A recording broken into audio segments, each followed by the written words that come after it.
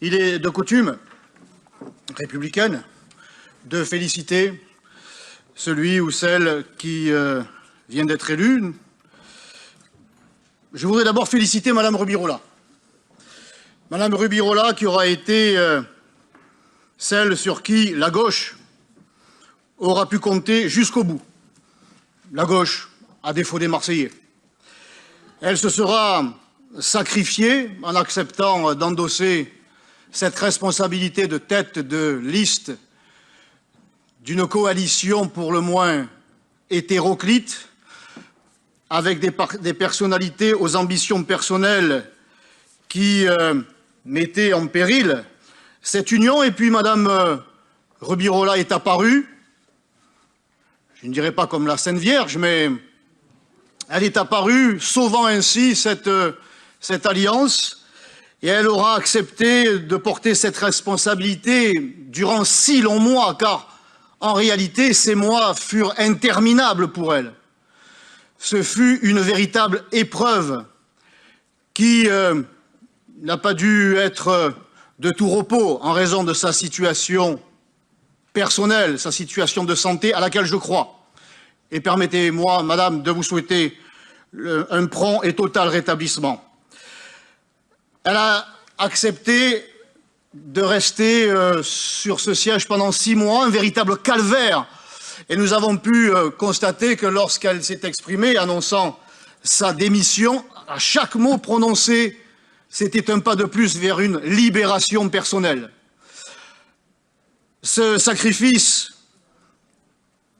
a laissé la place à un autre, celui d'accepter malgré tout cette place de première adjointe, une place et une activité très importante, et pourtant elle tient à l'assumer, ce qui nous épargne, nous Marseillais, de devoir subir comme première adjointe celle qui trépignait, celle qui aurait tellement voulu l'obtenir, tellement qu'elle avait négocié avec ses opposants de droite au mois de juillet pour finalement se ranger sous vos couleurs. Vous nous épargnez, Madame Rubirola, Madame Galli, première adjointe, celle qui se dit fière d'être FLN. Pour ça, je vous dis merci. Merci, Madame Rubirola. Je devrais donc vous féliciter, Monsieur Payan, pour votre élection, mais on a parlé d'hold-up démocratique pour cette élection, et j'ai moi-même employé ce terme, mais à y regarder de plus près, ce n'est pas vraiment un hold-up. Un hold-up, pour ce que j'ai pu en voir évidemment à la télé, dans les films, les téléfilms, on arrive, on braque, les mains en l'air, c'est un hold-up, c'est violent. Vous, ça s'est pas passé comme ça. C'est plutôt un cambriolage, soigneusement préparé, avec une bande de complices, des vieux briscards de la gauche et de l'extrême gauche marseillaise. Agissant, si j'ose dire, en bande organisée. Eh oui, bébé, c'est pas Paris ici, c'est Marseille, c'est pas la capitale. Vous avez réussi à vous faufiler, à progresser jusqu'aux urnes comme d'autres atteignent des coffres, pour réussir à rafler le magot, et tout ça sans haine, sans armes et sans violence. Pour atteindre le paradis municipal, vous êtes passé par les égouts de la politique. Écran de fumée, candidature cheval de Troie, conciliabule et négociation d'appareils d'état-major, allant même prendre vos ordres, au moins vos consignes, auprès du très parisien Monsieur Mélenchon. En ayant réalisé le casse du siècle à la société électorale, vous êtes devenu une sorte d'Albert Spaggiari du Parti socialiste. Que mes amis niçois me pardonnent, la comparaison s'arrêtera là. Monsieur Payan, oui, Monsieur Spaggiari n'avait pas le même but que le vôtre, ni les mêmes idées. Monsieur Payan, Monsieur le maire, même si je n'en porte pas vraiment pour cette stratégie qui aura fonctionné, je vous tire mon chapeau. Vous êtes là, c'est que vous avez réussi à convaincre, au-delà des Marseillais, surtout vos partenaires. Combien de temps cela durera-t-il? Nous le verrons bien. D'autres circonstances, quand même, ont pesé lourd, le Covid. Et puis, le fait que nous ayons ici, à Marseille, la droite la plus bête du monde et la plus arrogante. et surtout la plus amnésique.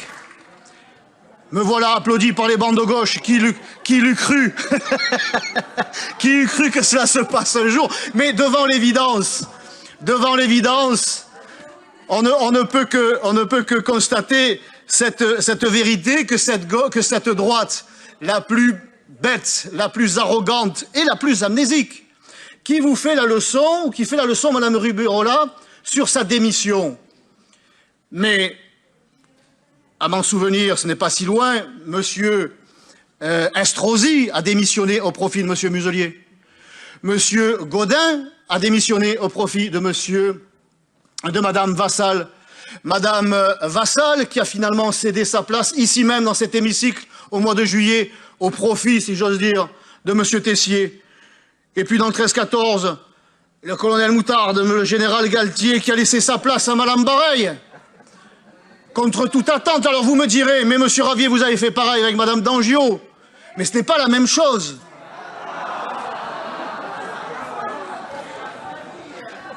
Ce n'est pas la même chose. Je vais vous livrer un secret. Si ça sort d'ici, je saurai que c'est vous. Madame Dangiot est ma nièce.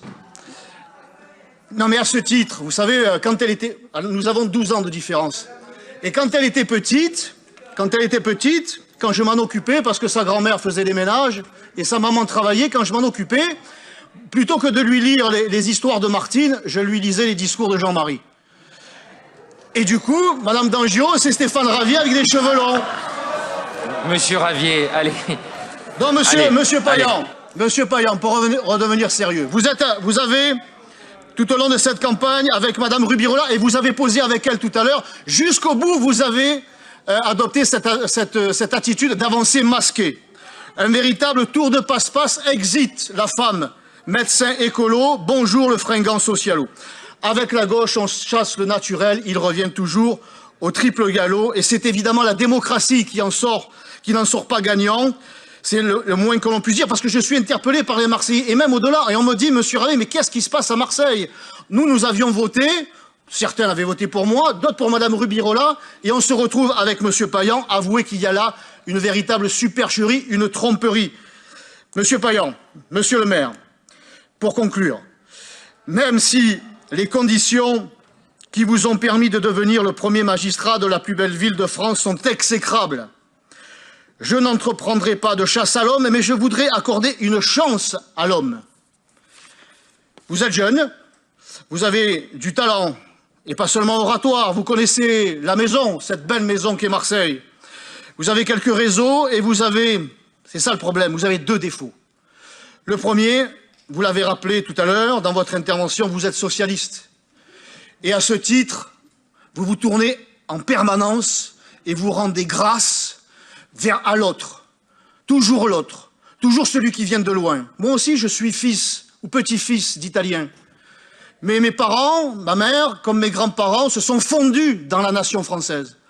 Ils ont compris que la nation française, en les accueillant, avait fait un effort et qu'il fallait faire un effort en s'assimilant au pays qui l'accueillait. Et pas en exigeant de ce pays qu'il change de tradition, qu'il change de culture, qu'il change de mode de vie. Donc l'autre, quand il est venu ici, comme les Italiens, les Polonais, les Arméniens, vous l'avez rappelé, les Portugais, ont apporté à Marseille, c'est vrai, un plus. Mais ils ont apporté un plus parce qu'ils se sont fondus dans notre modèle marseillais, provençal et français. Le mot français, vous ne l'avez pas utilisé, je crois, une seule fois. À Marseille, monsieur le maire, il y a aussi des Marseillais. Il y a aussi des Provençaux. Et il y avait avant des Français. Sachez vous en souvenir. Le deuxième défaut, vraiment je termine, monsieur le maire, c'est que les gens ici, qui composent votre majorité, les gens qui vous soutiennent en réalité comme la corde soutient le pendu. Alors qu'il en va de l'avenir de Marseille et de ses 870 000 habitants. Je devrais donc vous souhaiter bonne chance et réussite, mais vos options, monsieur le maire, vos convictions, vos projets de faire de Marseille une ville pour migrants, une ville hérissée de logements sociaux, une ville où seul l'automobiliste est un délinquant et le délinquant une éternelle victime, une ville où l'entrepreneur, le chef d'entreprise doit être fiscalement tondu, une ville où les racines, les traditions, les coutumes doivent être combattues, j'en passe, et des pires. Tout ça, Tout ce qui caractérise votre programme et qui a été annoncé, assumé et déjà appliqué constitue un danger mortel pour notre cité. Une phrase. Nous vous combattrons. Nous combattrons vos choix quand ils seront jugés néfastes pour les Marseillais. Nous les soutiendrons quand ils iront dans le bon sens. Et nous ferons comme nous l'avons toujours fait lorsque nous nous trouvons dans cet hémicycle, des propositions dans le seul but de servir Marseille